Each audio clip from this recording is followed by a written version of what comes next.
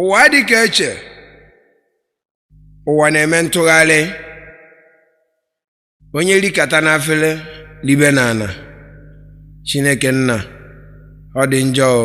Yo!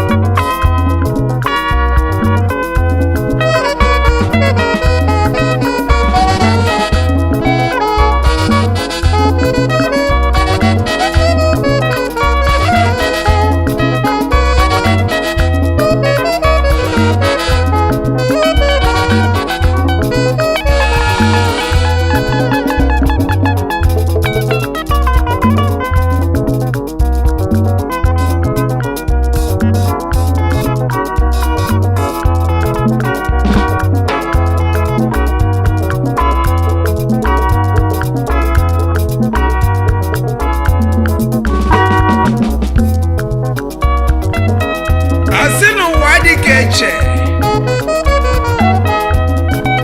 maka gịnị Okey Jakota nna ji ọfọ Eche nna tata na nwaka bụ the richest man mana mama lozi n'ụwa na-eme ntụgharị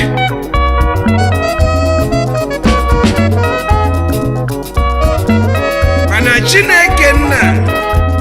ọ dịkwa njọ na mmadụ likata n'afele olibe naanị olusa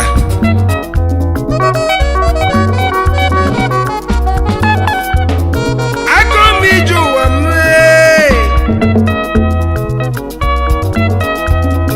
akọmiju ụwa etuziwe bido afụfụ ụwa mee nkosi iju ụwa mụọ Chineke nna wee nụlụ ekpere kosi iju ụwa mmụọ Chineke na n'ụlọ ekpere ife agabalụ mụ na ife agalụ mụ ngolu moto gbaba nchọka nlụ nsogbu abịa wee nnesi anya wee fụ n'ụwa adịla ka eche n'ụwa eche nna tata na onye ọma Jakota gara ụlọ elu eche nna tata na onye ọma Jakota ga-abụ ọgaranya Chukwu ọ dịkwa ndị onye rikata n'afele onye rikata n'afele n'ụwa onye afọ eribezie naanị oluzebi n'igwe na onye ọma Jakota na-erizi n'ala ụwa dị ka eche ụwa na-eme ntụgharị ụwa dị ka eche ụwa na-eme ntụgharị ụwa dị ka eche ụwa na-eme ntụgharị ụwa dị ka eche ụwa na-eme ntụgharị ụwa dị ka eche ụwa na-eme ntụgharị unu anụgo Eze Joe Igwe Awoko of Nzam Odogwu Timber and Caliber ọ ga-adịrị ya mma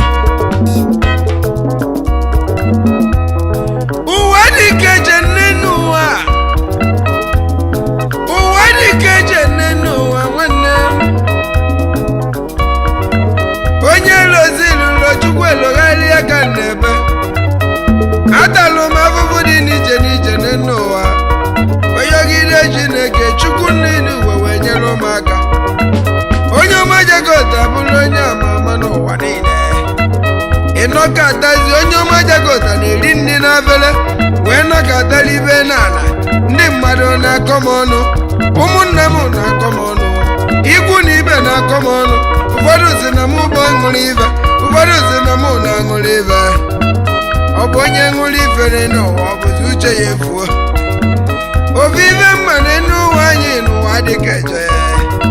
ụwa dị ka eche ụwa na-eme ntụgharị na anụgo ụwa dị ka eche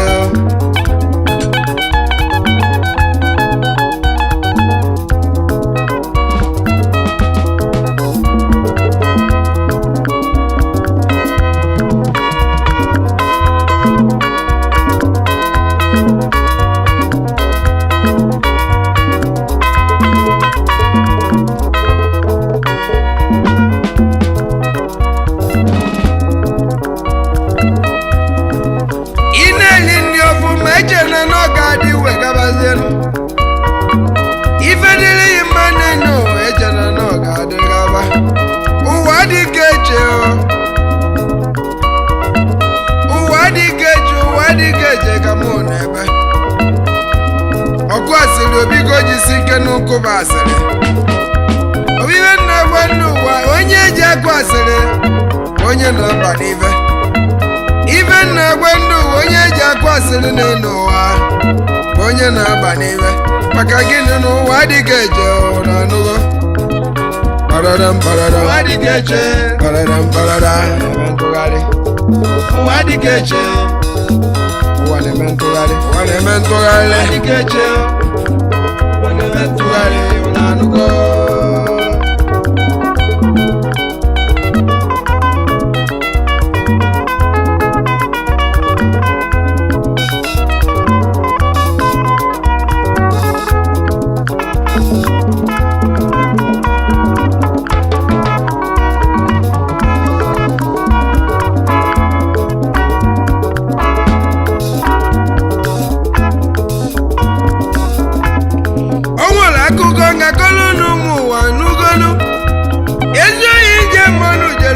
oyibo o nwere hope n'elu obodo oyibo mebe ọfụma o wee lu obodo oyibo first problem o nwere eti ya na prison yard mana ife bụ n'obi wee bịa bụ ka ọ gaba n'iru ya ka nji wee n'ezi anya ife o jelu n'obodo oyibo ọ bụrụ onye ka ọ fụrụ n'elu ụwa ụmụ Naijiria ndị nwe mmụọ n'ụwa dịka eche ka m na-ebe ị nwere ike iche mma ndị bịara ihe one n'ụwa ị nwere ike iche mma ndị bịara ihe one n'ụwa kwenye ụwa dịka eche ụwa na-eme ntụgharị ụwa dịka eche ụwa na-eme ntụgharị ụwa dịka eche ụwa na-eme ntụgharị ụwa dịka eche ụwa dịka eche ụwa dịka eche ka na-ebe ọnụnụ ụwa dịka eche hey ụwa dịka eche ụwa dịka eche ntụgharị na anụgo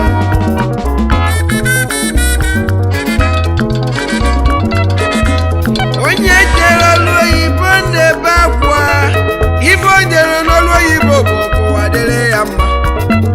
o chere na every year onwe promotion olu dị next year edimotuo ya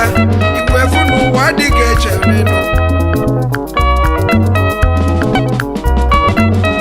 ike ka isiri nwozu mba n'ụwa dịka eche ike ka isiri nwozu mba ụwa dịka eche ị nwere ike iche mma n'elu ụwa kaziri njọ ike ka isiri ozu mba nwa Dr. Aladin nwabranye ejeghị mba n'izu ọgụ na onumeke na-eye ife mere ihe n'ụwa dịka eche ife mere ihe n'ụwa dịka eche ụwa dịka eche ụwa na-eme ntụgharị ụwa dịka eche ụwa na-eme ntụgharị ụwa dịka eche ụwa na-eme ntụgharị ụwa dịka eche ụmụ ụwa na-eme ntụgharị